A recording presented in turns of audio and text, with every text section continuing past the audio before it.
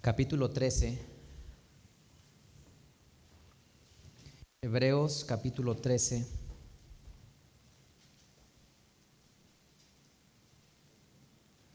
Versículo 5. Este versículo define el contentamiento. Dani, este versículo define el contentamiento. Hebreos capítulo 13, versículo 5. Dice así: sean las costumbres vuestras sin avaricia, contentos de lo presente, porque Él dijo: no te desampararé, dejaré. Este versículo refleja la esencia de lo que es el contentamiento. Y el versículo dice claramente: sean vuestras costumbres contento. ¿Con qué dice? Presente.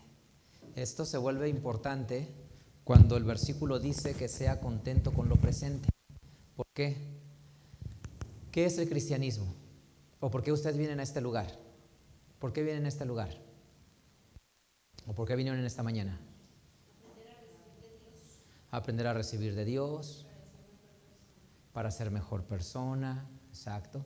Es decir, la razón que estamos acá hoy es, uno, porque somos cristianos. Es decir, seguimos un estilo de vida, imitamos un estilo de vida, y ese estilo de vida es a Jesús. Y eso es algo muy importante que quiero que entendamos. Seguimos un estilo de vida. Ser cristianos, ser creyentes, no es una institucionalidad religiosa de decir pertenezco a un formato y a un tipo, y las personas se quieren distinguir, y tú ves por la calle y dices una persona y dice trae faldas largas, y la gente automáticamente dice es de tal religión. Ven a otras personas con velos y dicen es de tal religión, y ven a otras personas y dicen se congregan los sábados y son de tal congregación. O ven a personas de traje, portafolios, y dicen, son de tal religión. Al menos me refiero a nuestra cultura mexicana. En México es muy fácil distinguir a una persona de la luz del mundo por su falda. Es muy fácil distinguir a una persona con velo porque son de la fe apostólica. Es muy fácil distinguir a una persona de los sábados porque es adventista, ¿sí? Y es muy fácil distinguir a una persona de traje y de portafolio que es testigo de Jehová, ¿sí? O si vemos a unos chicos güeros de traje, mormones, ¿no? Exacto, sí, tal cual, sí son. Entonces, ¿qué les quiero transmitir? Que hemos creado estereotipos y hemos creado una afiliación con Jesús y con Dios a través de convenciones o de formalismos religiosos, en la forma de vestir, en la forma de los hábitos, usos que las personas tienen. Pero yo te quiero decir que lo más profundo y lo que une a estas 5 personas, que une a un mormón, a un testigo de Jehová, a un adventista, alguien de la apostólica o a una persona de la luz del mundo, ¿qué es lo que une? Que en su esencia todos ellos se confiesan a sí mismos cristianos, seguidores de Jesús. Entonces te quiero decir, ¿qué hace a una persona cristiana? A una persona la hace cristiana que tiene un apego a Jesús, a querer imitar su estilo de vida, porque quien es cristiano trata de imitar la forma de vivir que Jesús tenía. Y como seres humanos enfrentamos muchas cosas en la vida. Enfrentas decepción, ruptura, dolor, enfermedad. ¿Qué pasa cuando enfrentas eso en tu vida? Enfrentas personas que te agravian. Cuando enfrentas eso, ¿cómo reaccionas? Jesús enseña una manera de cómo reaccionar ante eso. Y es discípulo de Jesús quien tiene esa forma de cómo reaccionar ante la adversidad, ante los retos, ante los desafíos, ante los problemas de la vida misma. Entonces, ¿qué te quiero decir? Que a un cristiano no basta una falda larga, como podrían decir en la luz del mundo, un velo largo, como podría decir la fe apostólica, un sábado, como podrían decir los adventistas, o un traje, como podría decir un testigo de Jehová o un mormón. Eso no es suficiente. porque lo que es suficiente es que la persona vive acorde al ejemplo de Jesús. Y eso es lo importante. Cuando te peleas con el vecino de tu colonia, ¿cómo reaccionas? Cuando en la tienda que vas te hacen un fraude y no te dan tu cambio bien o quieren abusar de ti, ¿cómo reaccionas? Cuando en la escuela con tus niños hay una injusticia, ¿cómo reaccionas? Cuando tienes una enfermedad, ¿cómo reaccionas? Cuando tienes un negocio, el negocio sale mal, ¿cómo reaccionas? Lo que hace a una persona cristiana es el estilo de vida en su corazón de cómo reacciona ante los retos. Y una parte inseparable de la vida de nosotros como seres humanos es la riqueza, la necesidad de superarnos, de construir, de más, de superar. ¿Qué decía Jesús acerca de eso y qué piensan los cristianos? Porque, por ejemplo, pueden haber muchas formas de pensamiento. Pueden haber personas que puedan decir, hacer un movimiento espiritista para tener más dinero, invocar al maligno para que nos dé dinero, o el placer fundarlo en la inteligencia y en el raciocinio para tener dinero. Bueno, esas son muchas formas de abordar la vida. Nosotros tenemos una forma de abordar la vida. ¿Cuál es nuestra forma de abordar la vida? La que Jesús enseñaba. Y si eres cristiano y la cruz es nuestra identidad o la tumba vacía es nuestra identidad por seguir a Jesús, se tiene que evidenciar en un principio bíblico fundamental, este que estamos leyendo aquí. Hebreos capítulo número 13, versículo número 5. Sean las costumbres vuestras sin avaricia. Y esto es lo más hermoso y importante para mí. Contentos de lo presente. ¿Por qué una persona está contenta con lo presente? ¿Qué dice el versículo? ¿Por qué?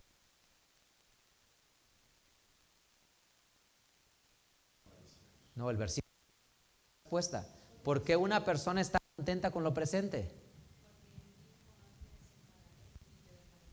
Porque Dios dijo, no te dejaré y no te desampararé. ¿Qué pasa en los hogares? No alcanza el dinero. ¿Y cómo reacciona el esposo o la esposa? Es que nunca hay dinero, nunca alcanza, y la esposa reprocha, es que esto y es que aquello, el esposo reprocha.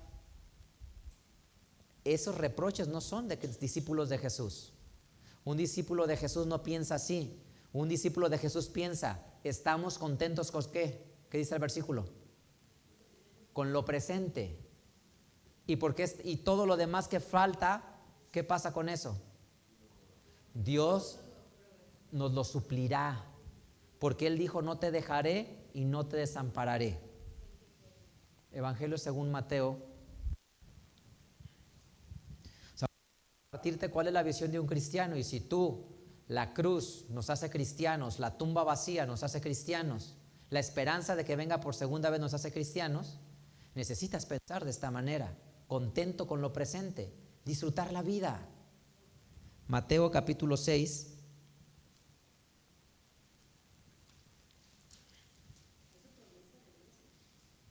Mateo capítulo 6,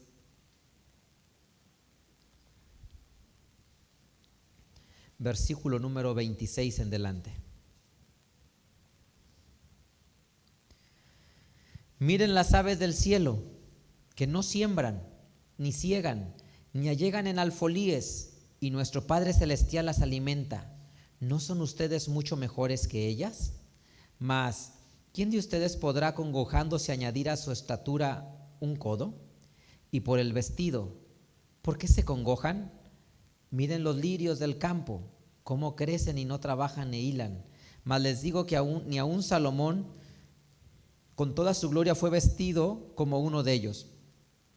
Y si la hierba del campo, que hoy es y mañana es echada en el horno, Dios la viste así, ¿no hará mucho más de ustedes, hombres de poca fe?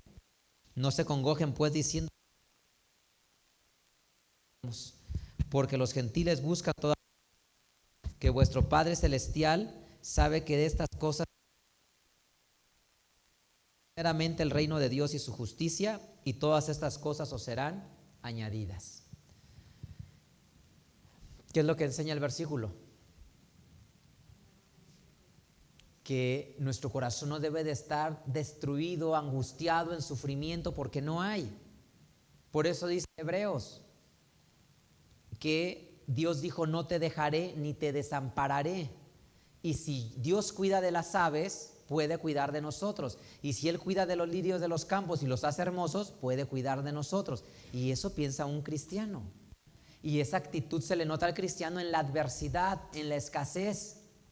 Sabe decir: Dios suplirá mis necesidades. Dios proveerá lo que traerá a nuestra vida, ¿sí? Es confiar. Es tener confianza en Dios de que Él responderá. Confianza en Él. Y eso es lo que nos hace creyentes y cristianos. Y en lo opuesto, ¿qué es lo que tenemos? Un hombre que su corazón es consumido por lo que no tiene. Y ahí es donde está el problema, que un corazón se consume por lo que no tiene. Dice la segunda a los Corintios.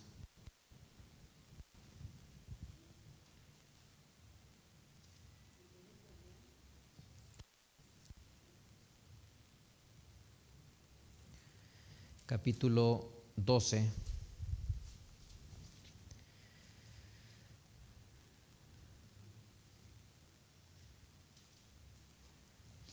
Perdón, estoy equivocado de versículo, es Filipenses, perdón. Filipenses, capítulo 4.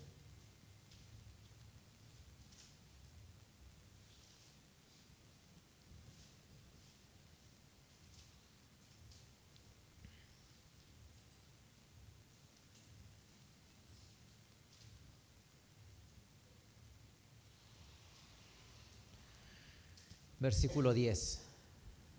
Dice así: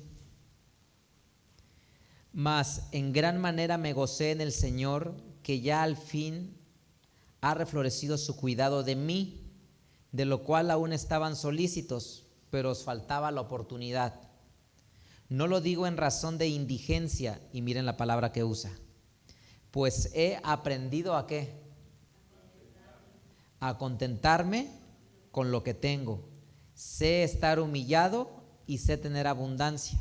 En todo y por todo estoy enseñado, así para hartura como para hambre, así para tener abundancia como para padecer necesidad. Fíjense la frase que él dice: he aprendido a contentarme con lo que tengo. Y eso es lo que necesitamos aprender si somos cristianos. He aprendido a contentarme con lo que tengo. Es decir, he aprendido a encontrar la felicidad y la paz en lo que tengo. No tiene que ver con un deseo de superarse o no. Ese es otro tema. A eso no se refiere la Biblia. La Biblia se refiere es que aprendió a tener paz y bienestar con lo que tiene. Y no consumirse por decir: deseo tener, deseo construir, deseo más y más y más. Sino se refiere a: he aprendido a contentarme con lo que tengo.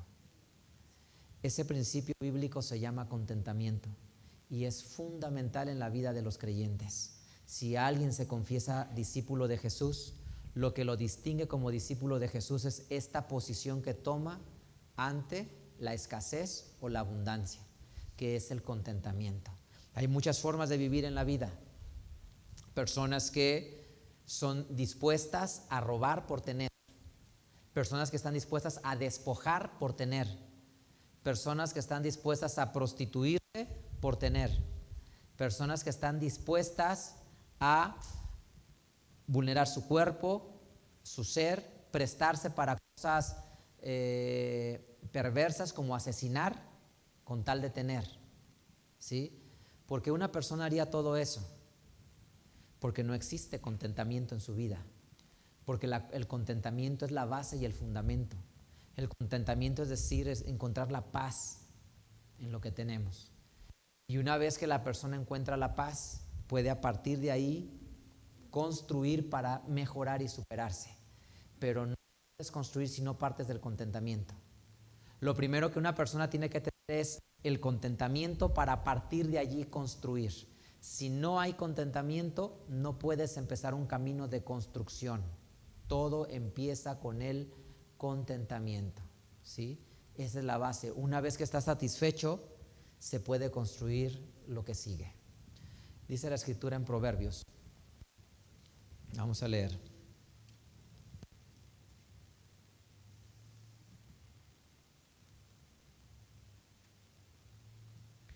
Proverbios.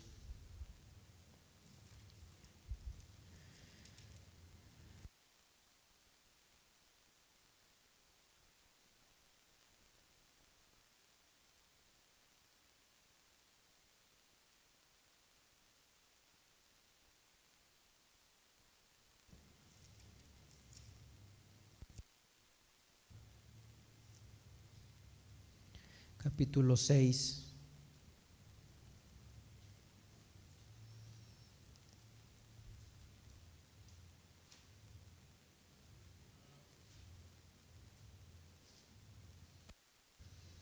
Versículo 6 en delante dice, ahora sí, por eso decía hace rato, una cosa es el contentamiento y otra cosa bien diferente es el esfuerzo.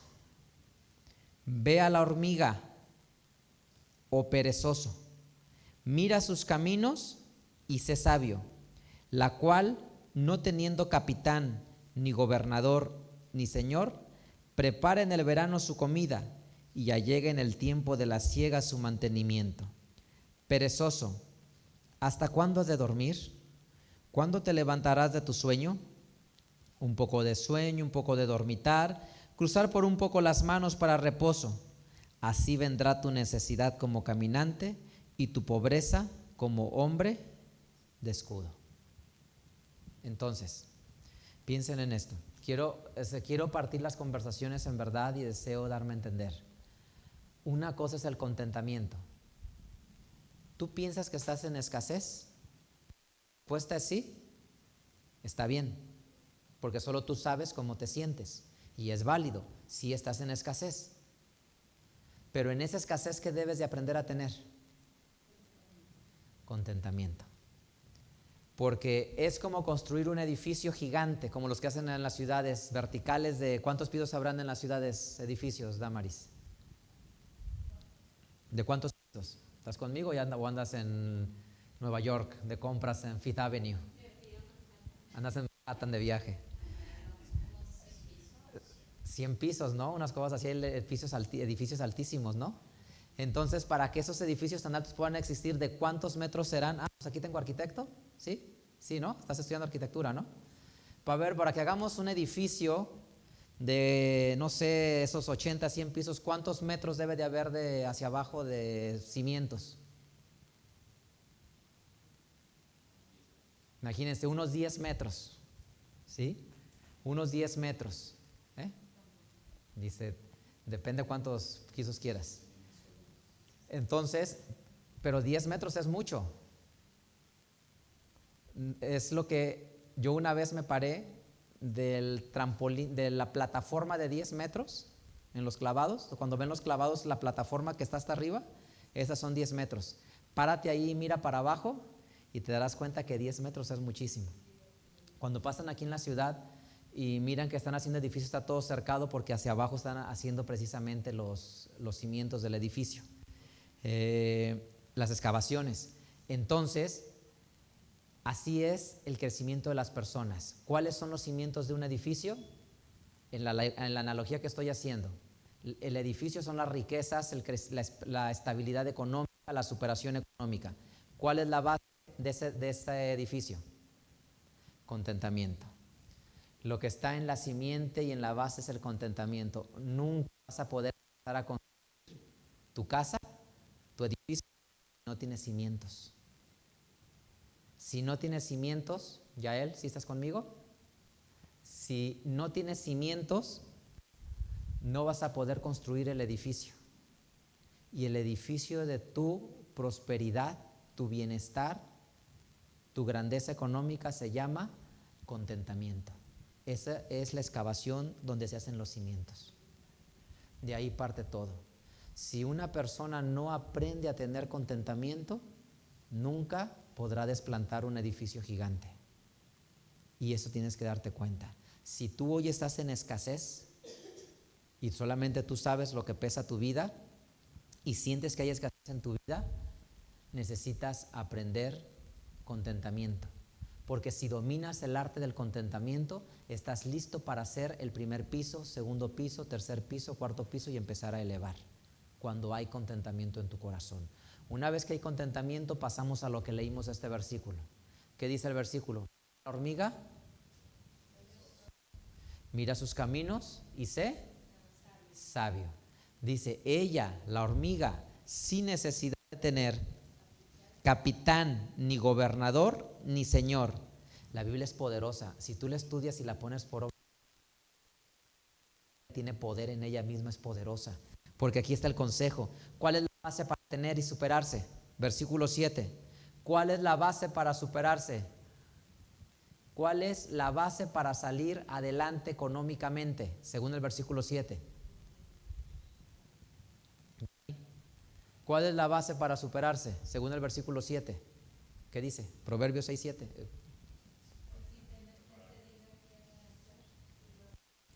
Es lo que hoy se llama en la sociedad ser autogestionable. Es ser autogestionable. ¿Qué significa ser autogestionable? Que no necesitas capitán, ni rey, ni capitán, ni gobernador, ni señor. Y eso es lo que significa ser autogestionable. Es decir, piensen en los chicos, piensa en ti, Jania, o piensa en ti, Daniel. ¿Qué significa no necesitar capitán, gobernador o señor? Es decir, Jania, no necesitas mamá. No necesitas papá. Porque ¿qué hace tu mamá? Generalmente, me imagino, porque eso hacen las mamás. O lo hacemos los papás. No porque esté en tu casa, no sé cómo sea tu mami, pero es por eso digo. ¿Qué hacen las mamás y los papás? Le dicen, hija, recoge tus trastes, lava tus trastes, limpia la mesa, haz tu cuarto, haz la tarea, ponte a estudiar. Una persona que dice la Biblia que es como la hormiga, es una persona que ya no necesita que alguien le diga haz, sino que de su corazón nace la inspiración para hacerlo. Me pongo a estudiar porque de mí nace ponerme a estudiar. Me pongo a ser productivo en casa, sea que hacer lo que sea, porque de mí nace ser productivo en casa. Y ese es un hábito que distingue a un cristiano. Una persona que empieza a ser autogestionable, que su cuarto está ordenado. ¿Por qué está su cuarto ordenado? O su espacio de dormir, ¿por qué está ordenado? Porque no necesita gobernador ni señor, de él mismo nace a hacerlo. Y si tú no tienes estos hábitos, necesitas ganarlos, porque por eso somos cristianos. Un cristiano es aquel que no necesita gobernador ni señor para hacer las cosas, sino que las hace por él mismo. Entonces venimos a una iglesia y lo que nos identifica en una iglesia es que queremos ser discípulos de Jesús que seguía la Biblia. Y eso es lo que nos dice, que no necesitamos gobernador ni señor para hacer cosas. Por eso dice, ve a la hormiga y sigue sus pasos y sé sabio. Sé como la hormiga. ¿Sí? ¿Qué más dice el mensaje? 8. Prepara en el verano su comida y ya llega en el tiempo de la siega su mantenimiento. Y luego cita otro tipo de personas. Perezoso, ¿hasta cuándo has de dormir? ¿Cuándo te levantarás de tu sueño? Un poco de sueño, un poco de dormitar, y cruzar por un poco las manos para reposo. Así vendrá la necesidad, tu necesidad como caminante, y tu pobreza como hombre de escudo. ¿Por qué llega eso entonces? Porque no sé, por la pereza. Las cosas llegan, dice el versículo, por la pereza.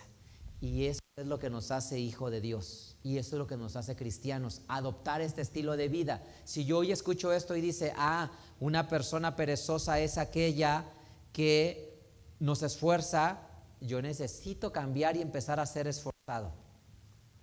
¿A qué hora me levanto de la cama? ¿A qué hora me duermo? ¿Qué hago en mis tiempos de ocio? ¿Cómo soy productivo? Eso nos hace ser creyentes. Y por eso nos congregamos. Por eso venimos a una iglesia, para escuchar la palabra de Dios. Y decimos que las personas maduran ¿cuándo? Cuando ya no necesitan que alguien les esté diciendo.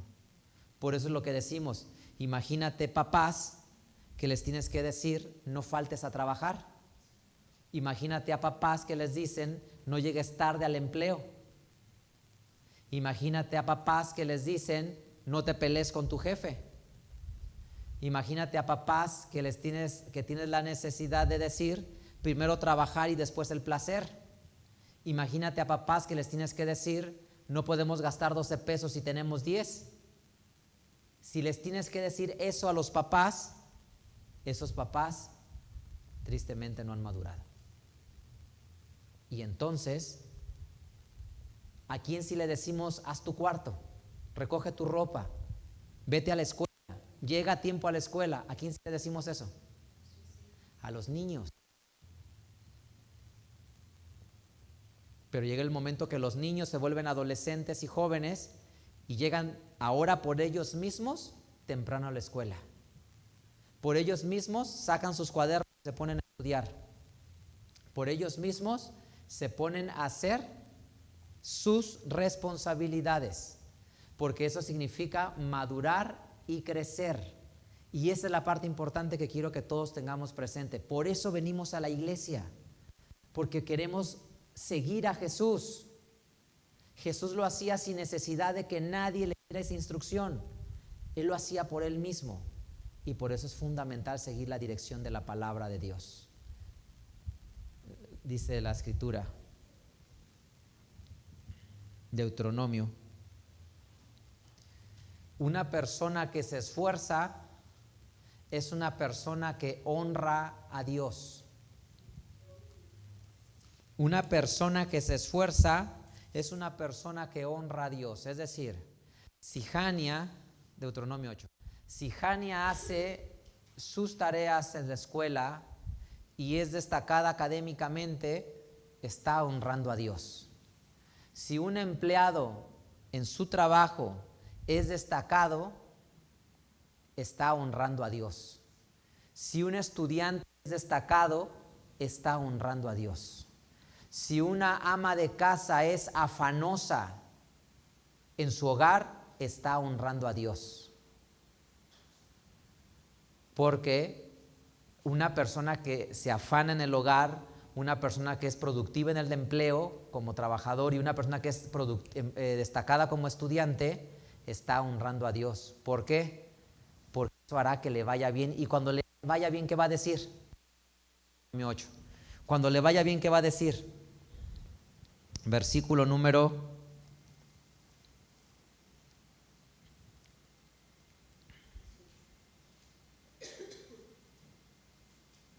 18. Acuérdate del Señor tu Dios. Él te da el poder para hacer las riquezas, a fin de confirmar su pacto que juró a tus padres, como en este día. Entonces, una persona que es destacada como estudiante es un cristiano y confiesa lo que dice este versículo: Dios ha traído esta bendición a mi vida. ¿Sí? Por eso empecé diciendo, nos distingue y nos identifica nuestro estilo de vida. No una falda, no un velo, no un traje, no un tipo de Biblia. A nosotros lo que nos interesa es ser discípulos de Cristo.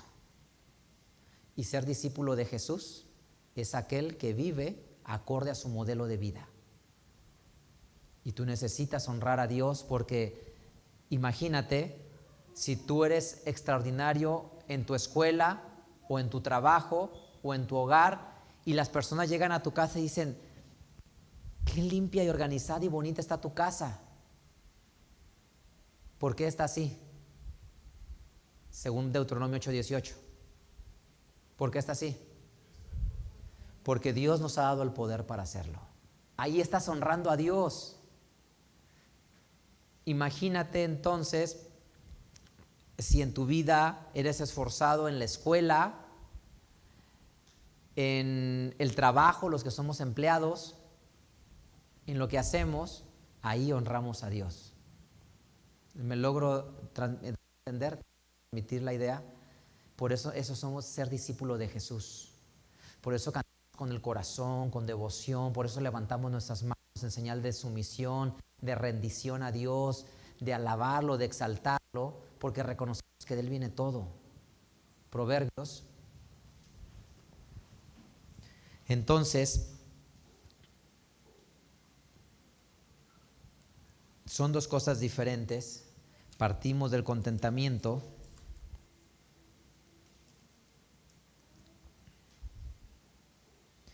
Miren las características que la Biblia exalta y vamos a irlas desmenuzando. Proverbios 31, versículo 10. Mujer fuerte, ¿quién la hallará? Y vamos a pensar en hombre y en mujer, ¿sí? Mujer fuerte, ¿quién la hallará? Porque su valor sobrepuja, es más grande, largamente al de piedras preciosas. El corazón de su esposo está en ella confiado y no tendrá necesidad, ¿sí? Darále ella bien y no mal todos los días de su vida. Y miren lo que destaca la Biblia, y esto me parece sumamente hermoso. Habla de una mujer, pero miren lo que dice. Buscó lana y lino, y con voluntad labró de sus manos. Fue como navío de mercader, trae su pan de lejos. Se levanta aún de noche y dio comida a su familia y ración a sus criadas. Consideró la heredad y la compró. Plantó viña del fruto de sus manos. Ciñó sus lomos de fortaleza y esforzó sus brazos. Gustó que era buena su granjería. Su candela no se apagó de noche. Aplicó sus manos en el uso. Sus manos tomaron la rueca. Alargó su mano al pobre, extendió su mano al necesitado. No tendrá temor de la nieve por su familia, porque toda su familia está vestida de ropas dobles. Ella se hizo tapices de lino fino, púrpura es su vestido. Conocido es su marido en las puertas cuando se sienta con los ancianos de la tierra. Hizo telas y vendió, dio cintas al mercader. Fortaleza y honor son su vestidura, y en el día postrero reirá. Abrió su boca con sabiduría y la ley de clemencia está en su lengua. Considera los caminos de su casa y no come el pan de balde. Levantáronse sus hijos y llamaron la bienaventurada, y su marido también la alabó. Muchas mujeres hicieron el bien, mas tú la sobrepujaste a todas. Engañosa es la gracia y vana la hermosura. La mujer que teme al Señor, esa será alabada. Dadle el fruto de sus manos y alábenla en la puerta. ¿Qué cosa? Sus hechos. ¿Se fijan qué parte tan hermosa de la Biblia? Pero si les dijera en qué resumen a este personaje de la Biblia, en una palabra, ¿qué es? Ustedes en una palabra, ¿cómo resumen a esta persona que describe la Biblia en Proverbios?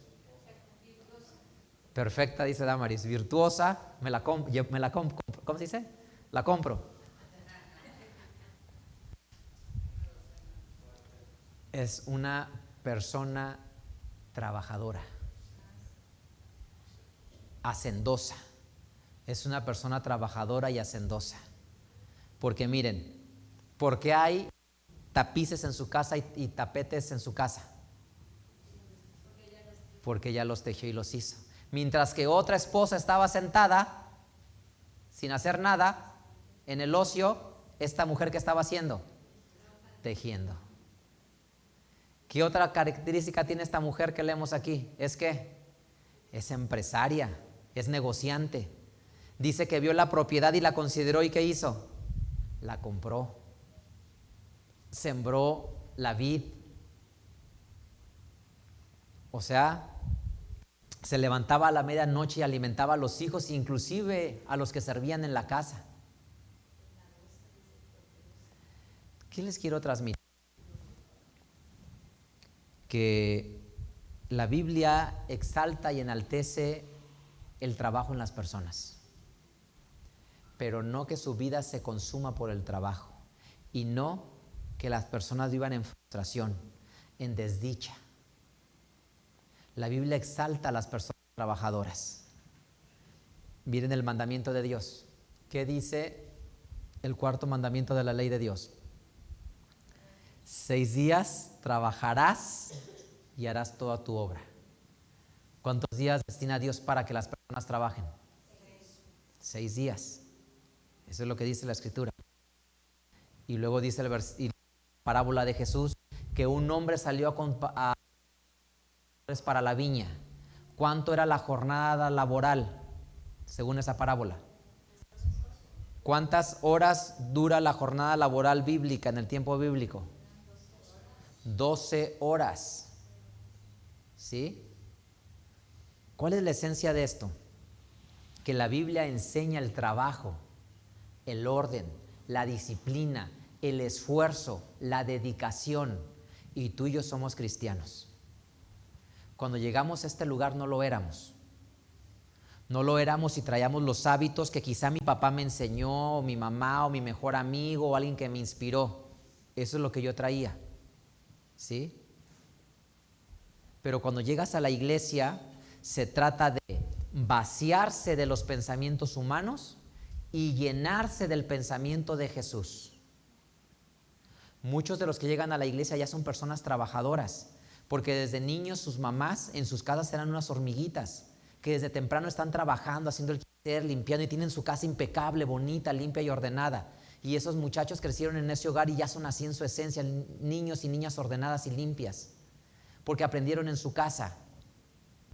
Pero quizá no les enseñaron el contentamiento, el sentirte feliz y pleno con lo que tienes, el sentirte realizado y pleno con lo que tienes. Si tú al llegar a la iglesia eres una persona que eres una hormiguita trabajadora, entonces lo único que le falta a tu corazón es tener contentamiento. Y contentamiento es estar feliz y disfrutar lo que tenemos en el tiempo presente. Apreciar una linda canción, apreciar un despertar fresco, disfrutar una lluvia, un arco iris, un paisaje hermoso, un atardecer en la playa, tienen esa posibilidad. Esas cosas que hacen al ser humano en la libertad de ser. El poder ir ver a la cama a tus hijos y verlos dormidos. Encontrar la grandeza en los pequeños detalles. Encontrar la grandeza en los pequeños momentos. En el sabor de una comida, en el sabor de una bebida. Eso significa ser cristianos. Tener el contentamiento.